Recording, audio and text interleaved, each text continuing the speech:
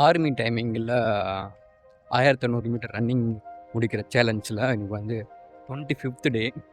இந்த சேலஞ்ச் எப்படி போயிட்டுருக்கு அப்படின்னா, ஏதோ ஒரு ஆர்வத்தில வந்து ஒரு கோர்ஸ் ஒன்று வாங்கிருவோம். அத படிச்சுருவோம், இத ஒன்று பண்ணிருவோம்னு நெனச்சு வாங்கிருவோம். பட் அத படிக்காமலே அந்த கோர்ஸ் அப்படியே இருப்போம்.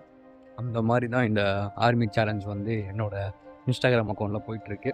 இந்த 25 டேஸில வந்து நான் எவ்வளோ நாள் இதுக்கு ட்ரெயின் பண்ணேன் அப்படின்னு பார்த்தோம்னா, பேர் மினிமம் ஒரு 5 டேஸ் இருக்கும்னு நெனைக்கிறேன். 20 டேஸ் வந்து என்னால கரெக்ட்டா ப்ராப்பரா ஒண்ணும் பண்ண முடியல. எதுக்காக அப்படின்னா, வேறு கமிட்மெண்ட் இருக்குது. ஏர்லி மார்னிங் இருக்குது. ஏர்லி மார்னிங்லேயே அதே கமிட்மெண்ட் இந்த டைமில் பண்ணணும் அப்படின்றதுனால அதை ஃபாலோ பண்ண வேண்டியதாயிடுச்சு. அதனால் அதை கன்டினியூ பண்ண முடியல. ஆனால் இன்னுமே 60 டேஸில் வந்து 25 டேஸ் தான் முடிஞ்சிருக்கு.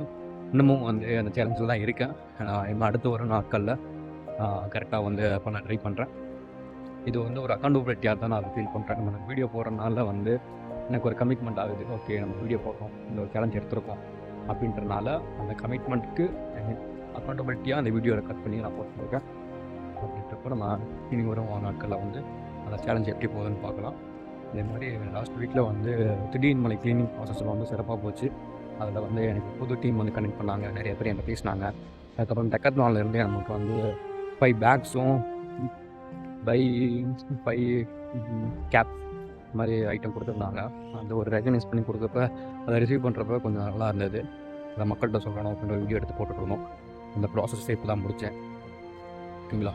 ஃபிட் டு சிலை கம்யூனிட்டியில் ஜாயின் பண்ணால் ஃபாலோ பண்ணிக்கிங்க. அந்த மாதிரி ஃபிட்னஸ் சம்மந்தப்பட்ட விஷயங்கள் மற்றும் நம்ம இயற்கையை சுத்தமாக வச்சுக்கிற ஆக்டிவிட்டி பற்றி தெரிஞ்சுக்க ஃபாலோ பண்ணுங்கள்.